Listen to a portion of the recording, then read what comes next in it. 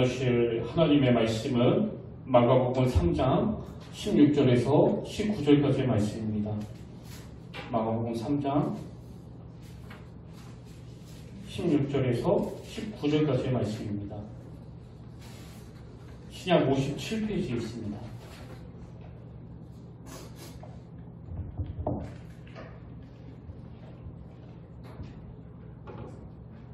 마가복음 3장 16절에서 19절까지의 말씀, 우리 다같이 네 구절인데요, 한 목소리로 공독하기 원합니다. 시작! 이 12를 세우셨으니 시몬에게는 베드로란 이름을 더하셨고 또 세베대의 아들 야고보와 야고보의 형제 요한이니 이 둘에게는 보아나게 곧 우레의 아들이란 이름을 더하셨으며 또 안드레와 빌립과 바돌로메와 마테와 토메오와 알페오의 아들 야고보와 및 다데도와 가나나니아인 시몬이며 또 가룟유다니 이는 예수를 판자더라. 아멘. 할렐루야. 반갑습니다. 우리 함께 인사 나누기로 원합니다. 참 잘 오셨습니다. 네, 참 잘 오셨습니다. 오늘도 주님의 함께 하심을 여러분들이 다 느끼는 그런 예배가 되기를 원합니다. 제가 최근에 그 제목이 너무나 와닿아서 보게 된 책이 있는데요. 그 책 제목이 나음보다 다름이에요. 나음보다 다름. 이 한마디가 저에게 굉장히 많은 생각을 하게 하고 또 묵상하게 하는 그런 도구가 됐습니다. 사실 이 책은 기독교 서적은 아니고요. 마케팅 전략과 관련된 책인데요. 제가 이 책 뒷면에 보니까 이런 문장이 있더라고요. 경쟁하지 말고 차별화하라. 이게 뭐 브랜딩과 관련돼서 또 마케팅과 관련돼서 나온 말이지만 목회자인 저에게 너무나 그 접목이 되는 겁니다. 목회를 하면서 경쟁하지 말고 차별화하라. 또 그 책 소개글에도 보니까 나은 것이 아니라 다른 것이 이긴다. 그래서 저는 여기서 말하는 나음을 어떻게 적용해 봤냐 하면 이제 이 세상의 구조는 우리의 그 나음을 향해서 나가도록 계속 요구하다 보니까 뭐 거기에 불가피하게 따라오는 게 바로 그 경쟁 구도 아닙니까? 그래서 그 경쟁들 속에서 내가 이 사람보다 더 나아져야 되겠다. 이렇게 나음을 추구하게끔 만드는 게 이 세상의 구도라면 예수 믿는 우리가 추구해야 되는 것은 이 나음의 문제가 아니라 바로 다름의 문제이다. 우리가 이 다름을 추구해야 된다. 이게 저에게 참 많은 도전이 되고 또 깨달음이 됐습니다. 그 예수님께서 말씀해 주신, 가르쳐 주신 그 산상설교도 사실은 이 세상과의 차별화, 이 세상과의 다름의 문제를 말씀하시는 거 아닙니까? 예를 들면 산상설교 중에 마태복음 5장 38절부터 보십시오. 또 너는 눈으로 이는 이로 갚으라 하였다는 것을 너희가 들었으나 나는 너에게 이르노니 악한 자를 대적하지 말라. 누구든지 내 오른뺨을 치거든 왼편도 돌려대며 또 너를 고발하여 속옷을 가지고자 하는 자에게 겉옷까지 가지게 하며 또 누구든지 너를 억지로 오리를 가게 하거든 그 사람과 심리를 동행하고 내가 구하는 자에게 주며 내게 꾸고자 하는 자에게 거절하지 말라. 이게 전부 다 다름의 문제 아닙니까? 세상에서는 절대로 통용되지 않는 그 하나님 나라에서의 가치관과 또 우리가 추구해야 되는 것들을 지금 예수님이 가르쳐 주시는 거 아닙니까? 심지어는 그 다음에 나오는 43절부터 보십시오. 또 내 이웃을 사랑하고 내 원수를 미워하여야 한다는 것을 너희가 들었으나가 뭘 의미합니까? 그동안 세상에서 통용되던 그리고 우리에게 들려지던 목소리는 너 원수 갚아야 된다. 너 지면 안 된다. 이런 거였다면 예수님이 요구하시는 그 다름은 뭐예요? 44절. 나는 너에게 이르노니 너희 원수를 사랑하며 너희를 박해하는 자를 위하여 기도하라. 이게 전부 다 다름의 문제예요. 사실 우리가 다 예수님의 제자들 아닙니까? 그리고 우리 평택교회는 그 제자로 부름받은 사람들이 모인 공동체 아닙니까? 그렇기 때문에 저는 예수님의 이 말씀에서 우리 교회가 반드시 추구해야 되는 그 제자도의 핵심을 찾아야 된다고 생각하는데요. 누가복음 22장 24절이에요. 또 그들 사이에 그중 누가 크냐는 다툼이 난지라. 예수께서 이르시되 이방인의 임금들은 그들을 주관하며 그 집권자들은 은인이나 칭함을 받으나 너희는 그렇지 않을지니. 저는 상징적으로 제자로 부름받은 우리가 마음속 깊이 새겨야 될 말씀이 너희는 그렇지 않을지니 이 말씀이라고 생각해요. 그래서 세상에서 요구하는 가치관은 그저 높은 자리에 올라가야 된다. 권력을 가져야 된다. 그리고 앉아서 너 대접받아야 된다. 이런 걸 추구한다고 한다면 너희는 그렇지 않을지니. 이게 다름의 문제 아닙니까? 여러분이 잘 아시는 그 카카오톡 김범수 의장. 제가 이분에 대해서 잘 아는 건 아니지만 한 1년 전쯤에 뉴스에서 이 카카오톡 김범수 의장이라는 분이 자기 재산의 절반인 5조 원을 사회를 위해 기부하기로 했다. 그런 인상적인 기사를 보고 이분이 대단히 어려운 결단을 내렸구나 그런 생각을 했었는데요. 더 인상적이었던 것은 이분이 이렇게 5조 원이라는 어마어마한 돈을 그 사회에 기부하도록 영향을 준 시가 있다는 거예요. 이것도 흥미롭지 않습니까? 그래서 제가 그 시를 찾아봤더니요. 제가 너무나 좋아해서 자주 묵상하던 시더라고요. 랄프 월도 에머슨이라는 분이 쓴 시인데 제목이 무엇이 성공인가? 그 내용을 한번 들어보십시오. 자주 그리고 많이 웃는 것, 현명한 얘기에 존경을 받고 아이들에게서 사랑을 받는 것, 정직한 비평가의 찬사를 듣고 친구의 배반을 참아내는 것, 아름다움을 식별할 줄 알며 다른 사람에게서 최선의 것을 발견하는 것, 건강한 아이를 낳든 한대기의 정원을 갖추든 사회 환경을 개선하든 그 다음 들어보세요. 자기가 태어나기 전보다 세상을 조금이라도 살기 좋은 곳으로 만들어 놓고 떠나는 것, 자신이 한때 이곳에 살았음으로 해서 단 한 사람의 인생이라도 행복해지는 것, 이것이 진정한 성공이다.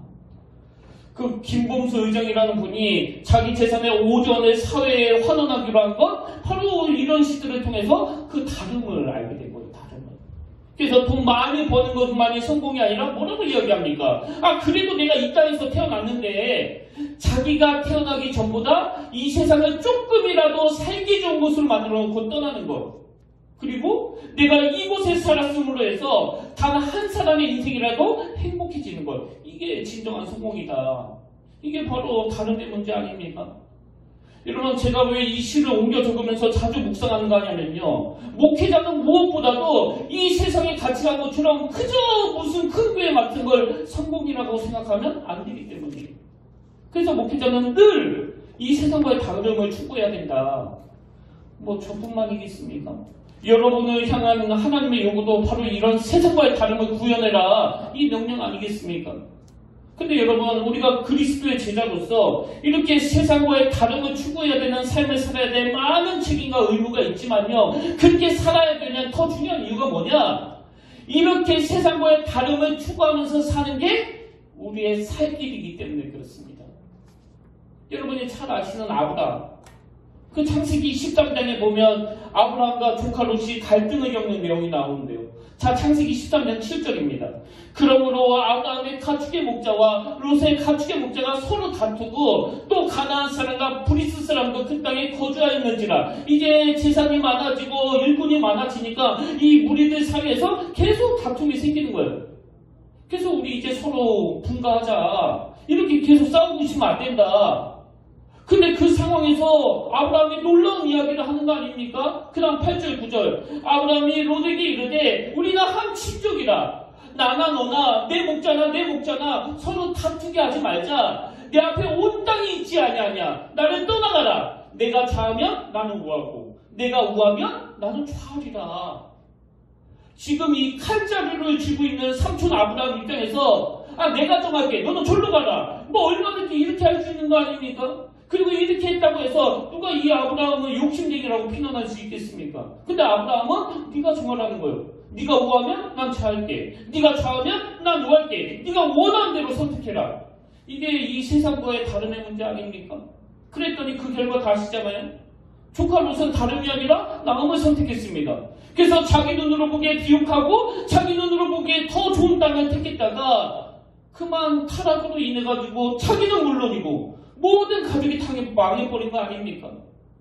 여러분, 우리가 이 세상에서 남이야 상처를 받든지 말든지, 남이야 눈물을 흘리든지 말든지, 나만 성공하면 돼. 나는 니들보다 더 나은 걸 추구할 거야. 이게 결국은 그 인생의 행복을 갉아먹는 치명적인 독이 된다는 걸 아셔야 돼요. 근데 우리가 이 세상과의 다름을 추구할 때 그것으로 인해서 아브라함처럼 하나님의 인도함을 받는 내 영혼을 충만하게 만드는 그런 도구가 된다는 거 꼭 기억하시길 바랍니다. 이런 의미에서 저는 이 땅에서 예수 믿고 변화된 그리스도인들이나 또 그들이 모여 이루는 이 공동체라는 이 교회라는 공동체나 결국 우리가 추구해야 되는 건 이 다름의 문제라고 생각해요.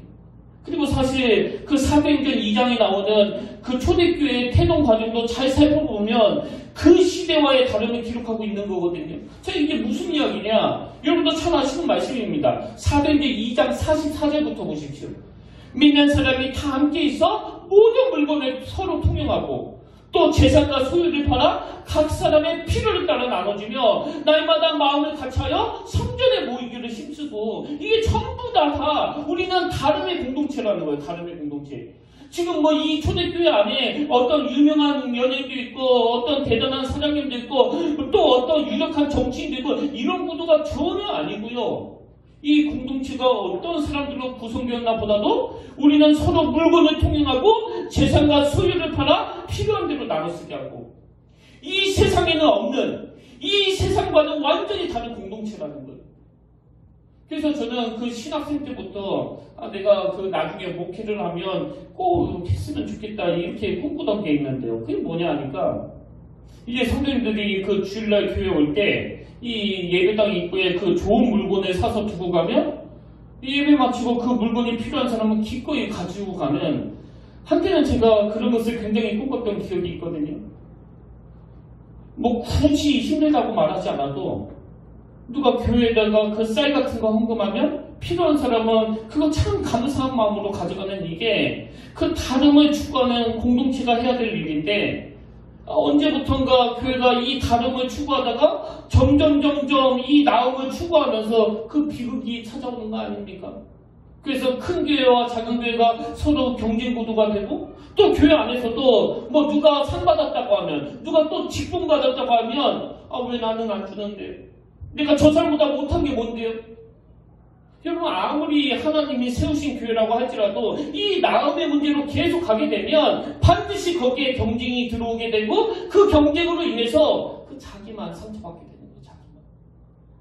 그래서 저는 우리 평택교회가 이 다름의 공동체 그래서 그저 나 잘났네 너 잘났네 내가 그 권사님보다 그 교회를 얼마나 열심히 하는 줄 알아? 내가 다른 목사님보다 이 설교를 얼마나 잘하는 줄 알아? 이렇게 다른 사람과 비교하고 더 나음을 자랑하고 더 나음을 추구하는 공동체가 아니라 그런 세상적인 구도가 아니라 하나님 나라만이 할 수 있는 이 다름을 추구하고 이 다름을 꿈꾸는 그런 교회 공동체가 되기를 바랍니다.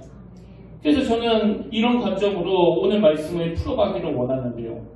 여러분 지금 우리가 예수님의 12제자에 대해서 계속 살펴보고 있지 않습니까? 근데 오늘 우리가 살펴볼 인물은 예수님의 12제자 중에서 안드레라는 인물이에요.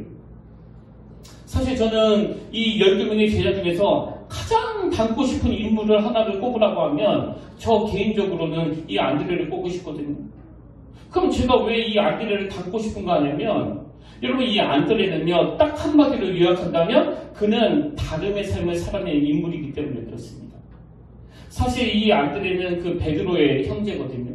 그리고 또 이 베드로를 전도한 사람이 이 안드레예요. 그 내용이 요한복음 1장 41절에 나옵니다.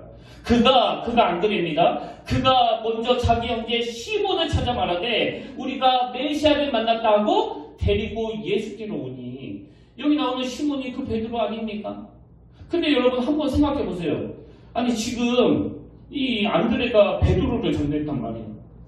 근데 그 베드로가 뭐 성격도 갈갈하고 막 적극적이고 그러니까 점점 막 영향력이 미치더니 수제자가 됐어요. 수제자가.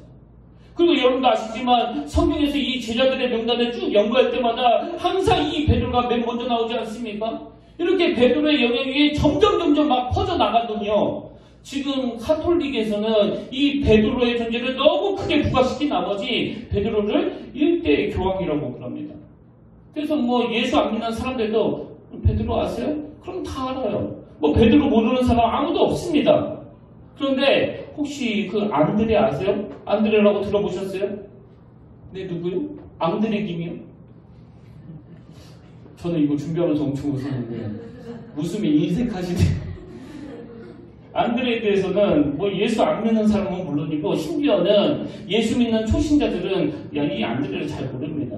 근데 여러분 이게 안드레 입장에서 뭐 그냥 넘어갈 수 있는 문제입니까? 내가 베드로를 전도했는데 말이야.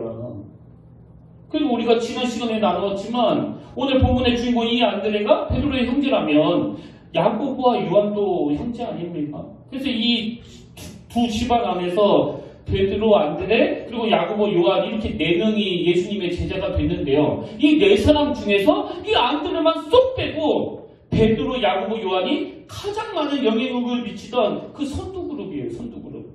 여러분은 이거에 대해서 어떻게 생각하세요? 우리가 지난 여름에 나누었던 그 가인. 아니 왜 하나님은 내가 드린 제사는 안 받으시고 동생이 드린 제사만 받는 거야. 그래서 아무 죄도 없는 그 동생을 이 문제만 가지고 죽여버리는 그게 이 죄성에 가진 인간의 모습 아닙니까? 근데 여러분 우리 안에 있는 이 질투심이라는 건요. 가장 제어하기 힘든 본능이에요. 게다가 이 시대나 세상은 또 어떻습니까? 옛날에 그 어느 개그 프로 중에서 그 1등만 기억하는 더러운 세상. 그 유행어를 만든 그 개그맨이 코에 그 빨간색 분장을 하고 그 소주병을 하나 들고 막 취한 연기를 하면서 1등만 생각하는 더러운 세상. 여러분 이게 왜 유행어가 됐을까요?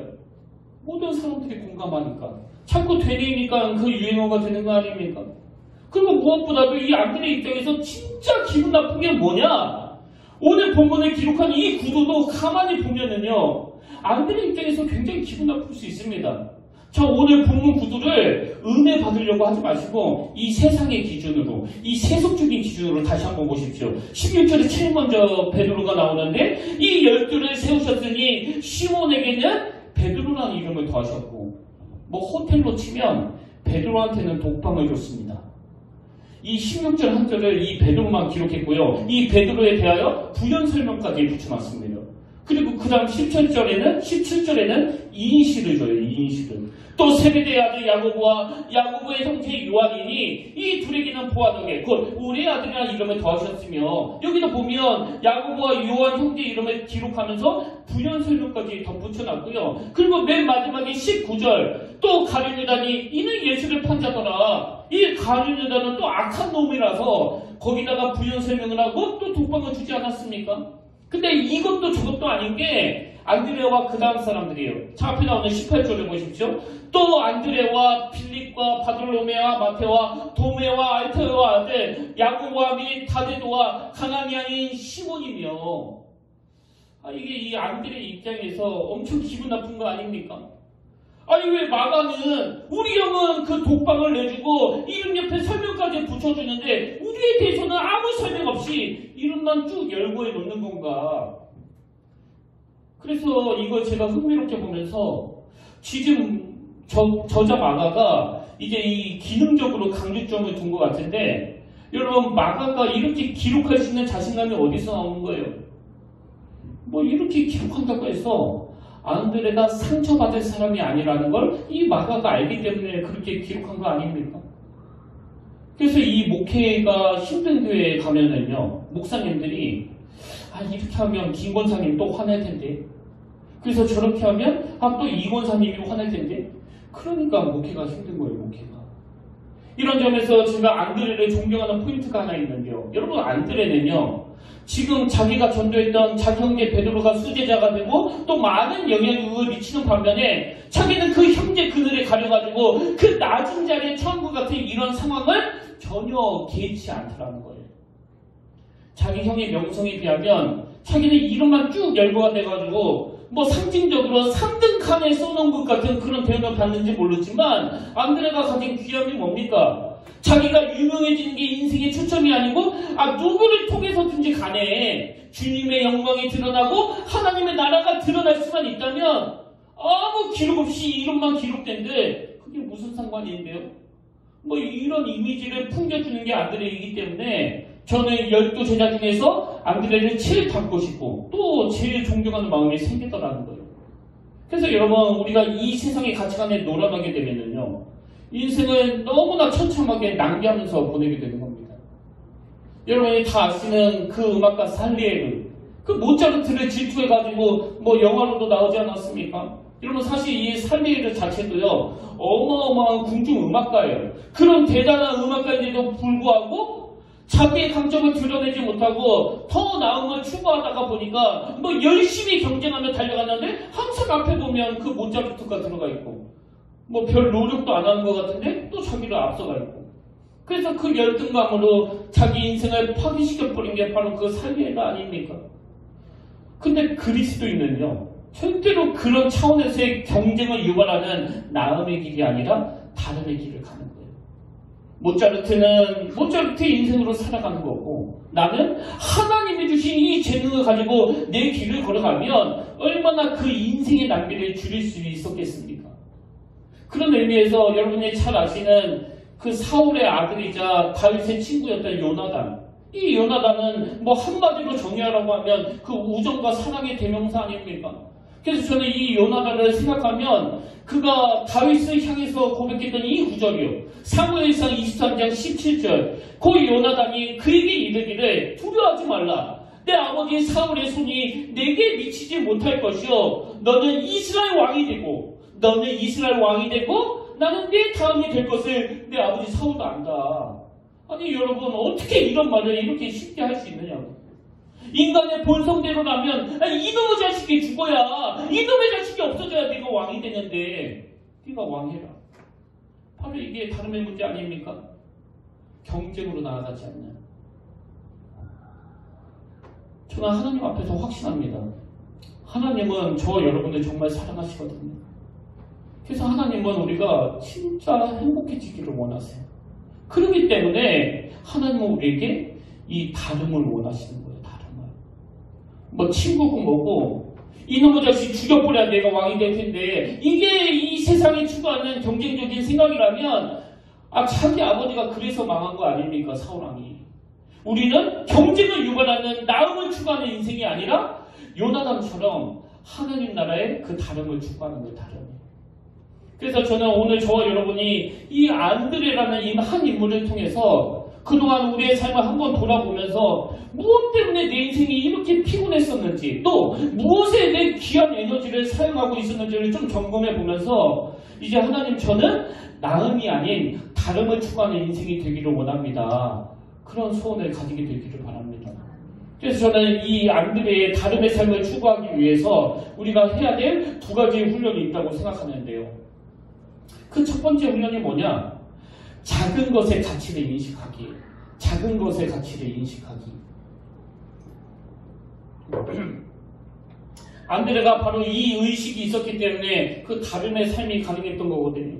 여러분 그 오병이어의 기적 다 아시잖아요.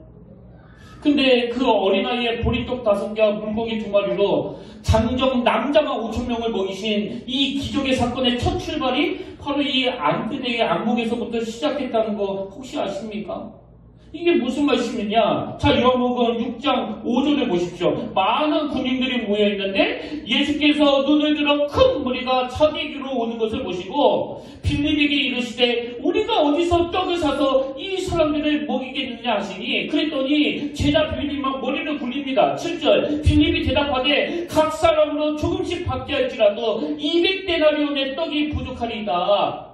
빌립이 이렇게 그냥 머리 굴리면서 동계산하고 있을 그때 안드레는 완전히 다른 발상으로 다가가는 거예요. 자, 8절과 9절입니다. 제자 중 하나 곧 시몬 베드로의 형제 안드레가 예수께 여쭤오되 여기에 한 아이가 있어.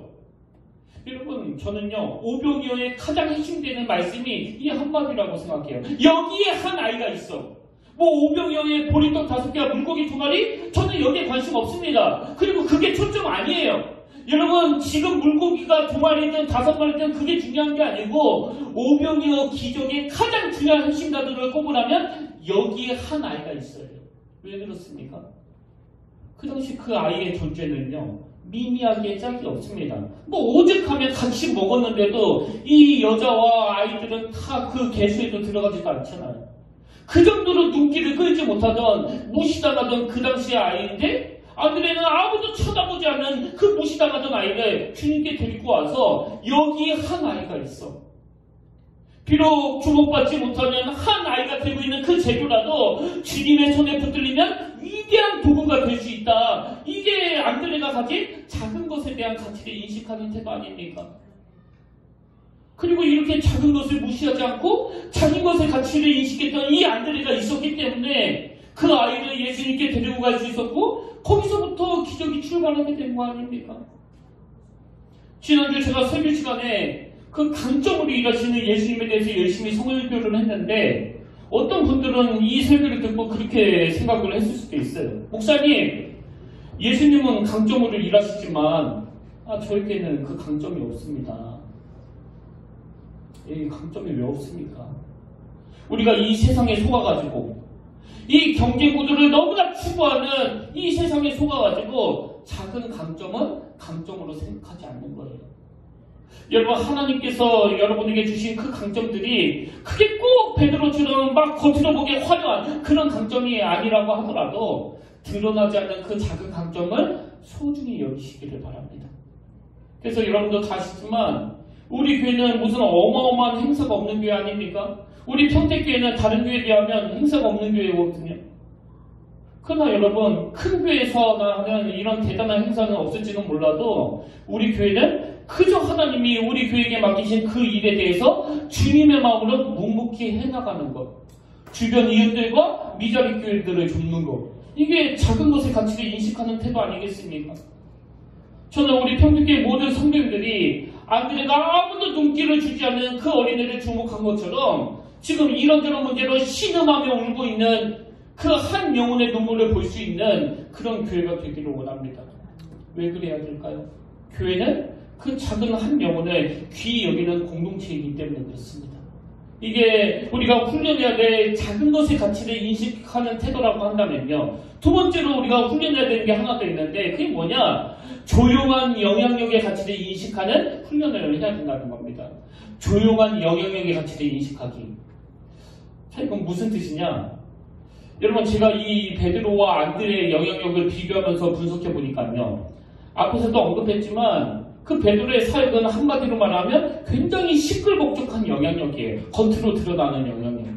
그래서 사도행전에 보면 이 베드로의 영향력이 얼마나 대단한지 한 번씩 설교하면 3,000명씩 회개하면서 돌아오게 만들고 또 기적을 베풀고 병든 자를 낫게 하고 귀신을 쫓아내고 이게 이렇게 굉장한 일을 행하는 게 베드로예요. 근데 여기에 반해가지고 안드레는 그 존재감이 없었던 사람 아닙니까? 안드레는요, 띠껏해야 그 한 사람, 자기 형제 주님 앞으로 인도하고 그 존재감도 없던 어린애 주님께 데려오고. 근데 제가 이번에 안드레에 대해서 묵상을 하면서 세상 발견한 게 뭐냐? 자, 요한복음 12장 20절부터 보십시오.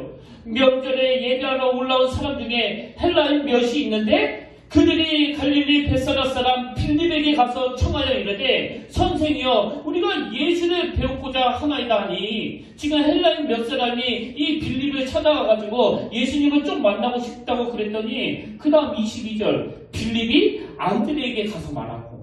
이상하게도 빌립이 그 사람들을 안드레에게로 데리고 가요. 이게 뭘 의미할까요, 여러분?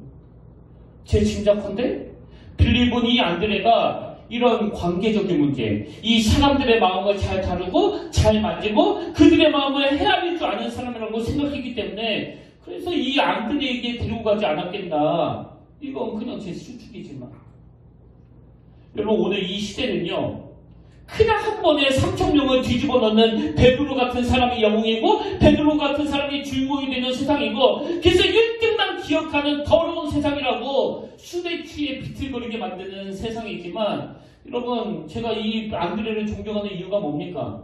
비록 안드레는 한 번에 3,000명을 회개시키는 베드로와 같은 대단한 능력을 가지고 있지 않았지만 바로 그런 대단한 베드로를 주님께 인도한 사람이라는 거예요.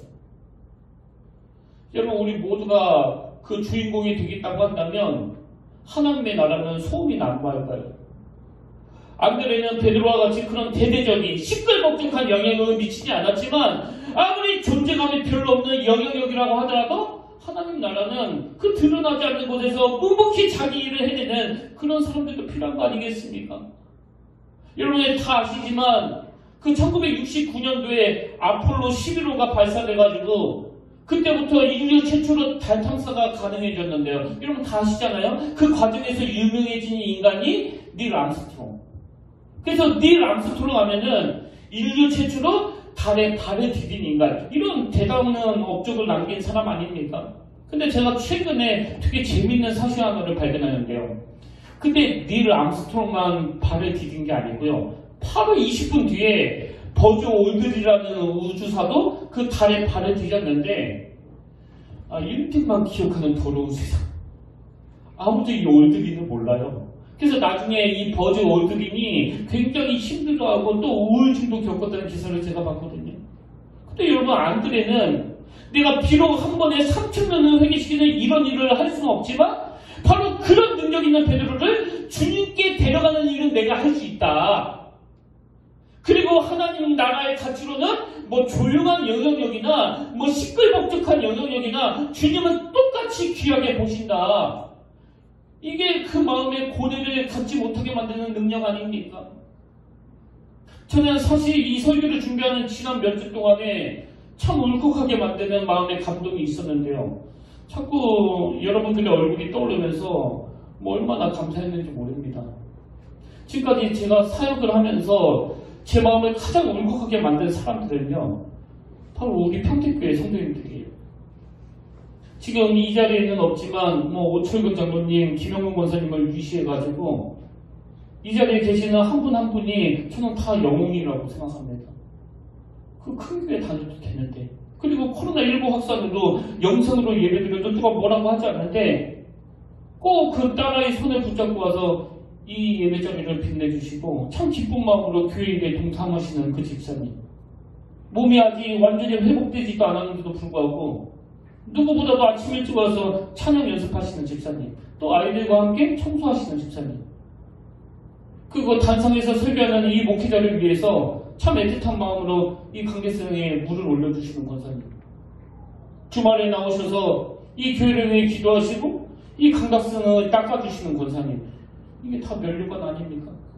그 외에도 영상으로 또 PPT로 이 예배를 위해서 주어진 일에 최선을 다하는 분들의 모습이 떠올려지면서 이 예배는, 이 교회는 나 혼자서 이끌어가는 게 아니구나.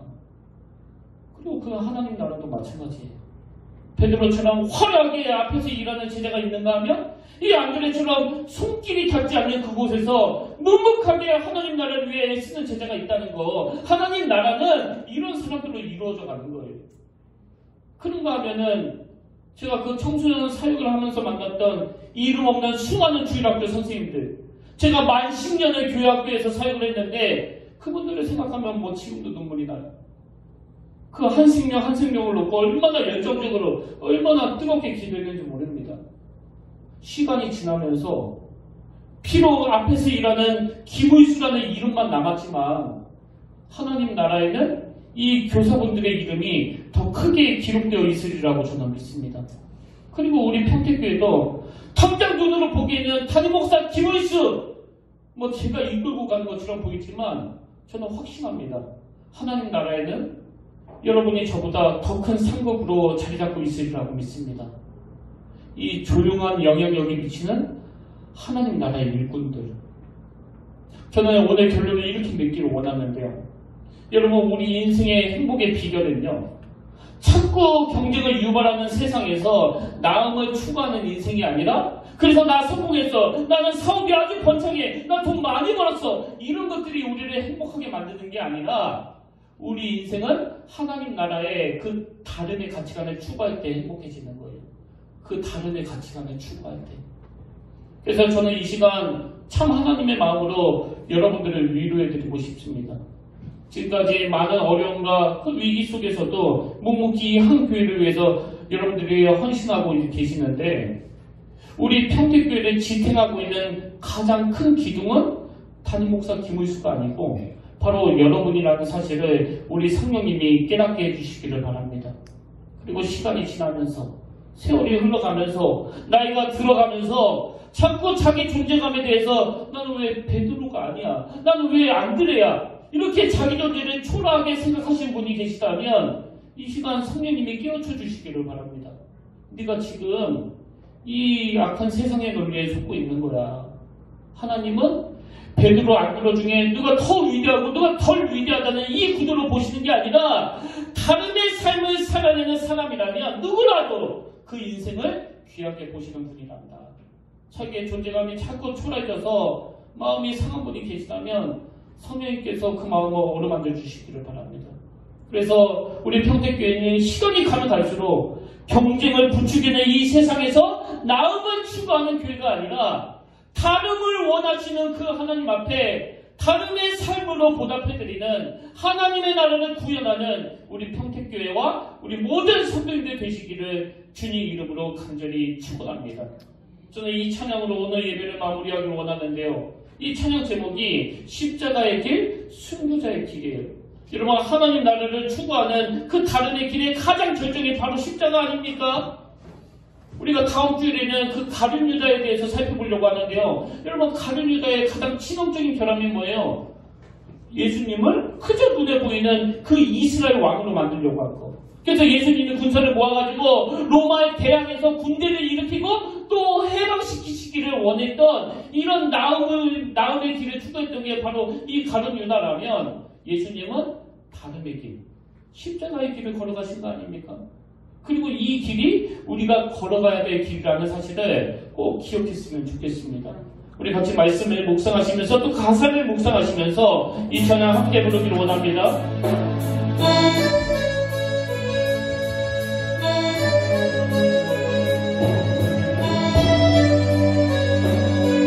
내 마음에 쓰러진과 사랑이 내 마음에 주를 사랑이 나의 말을 찢어주신 주로 나의 말을 찢어주신 주로 나의 눈을 주는 그 채워주소서 내 입술에 찬양의 향기가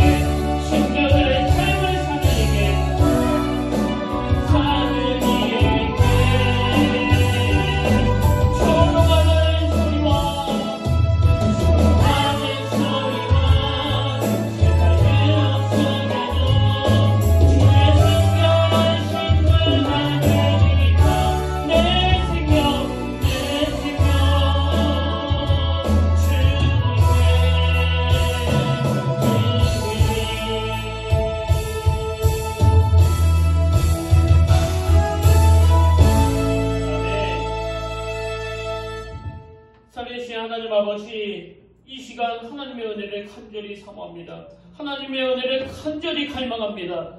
오늘 세상은 자꾸 경쟁을 유발하는 그 나음의 길로 가라고 우리를 부추기고 있지만 아버지, 예수 믿는 우리는 다름의 길을 걸어가기를 원합니다. 그 좁은 길을 걸어가면서도 밤낮 기뻐할 수 있기를 원합니다. 주님, 그 다름의 길로 나아가도록 우리의 시야를 확장시켜 주시고 그 경험을 통해서 그 진리를 맛보게 하여 주시옵소서. 예수님이 그 화려한 군대를 만들어서 로마를 정복하지 않으시고 낮고 천한 자리에 오셔서 그 십자가의 길, 그 다름의 길을 묵묵히 걸어가셨던 것처럼 오늘 우리 평택교회 모든 성도님들이 그러한 길을 걸어갈 수 있도록 주님 항상 동행하여 주시고 그 길만이 우리를 행복하게 만들어준다는 사실을, 주님의 기쁨이 된다는 사실을 성령님 깨닫게 하여 주시옵소서. 그 은혜 자리를 이끄실 그 주님을 기대하며 감사드리옵고 예수님 이름으로 간절히 기도드립니다. 아멘. 이제 우리 다 자리에서 일어나셔서 이 찬양 함께 부르기를 원하는데요. 나 주님의 기쁨 되길 원하네. 주님이 기뻐하시는 건 다른 거 아니에요. 우리가 다름의 길을 걸어가는 거예요. 우리가 다름의 길을 향하는 가운데 우리 주님의 기쁨이 될 줄로 믿습니다. 이렇게 이렇게 찬양합니다. 나 주님의 기쁨 되길 원하네.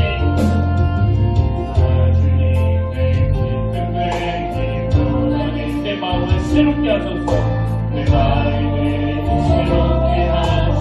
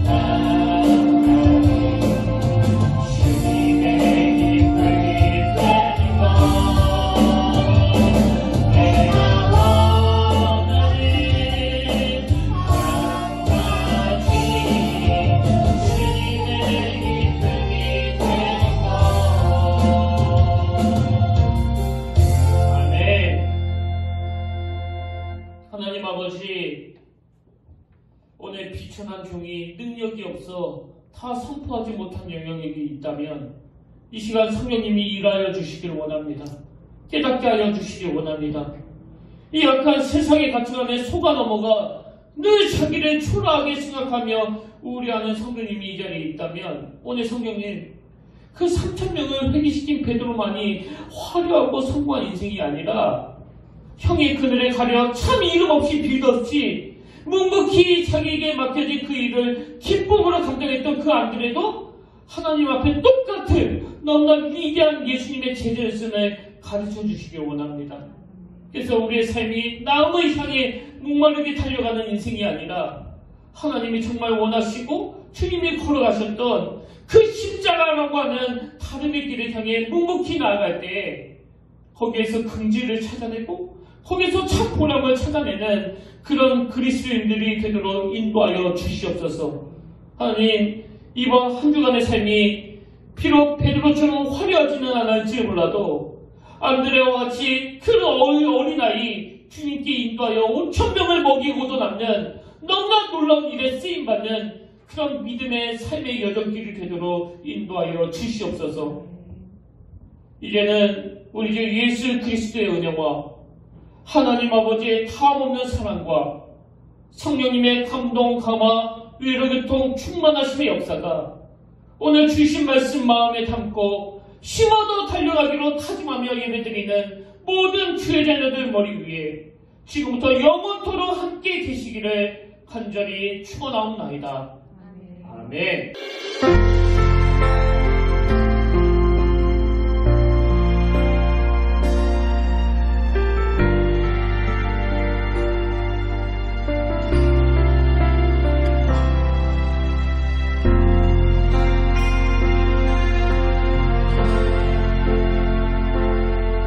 지금 서 있는 이곳에서 높임을 받으소서.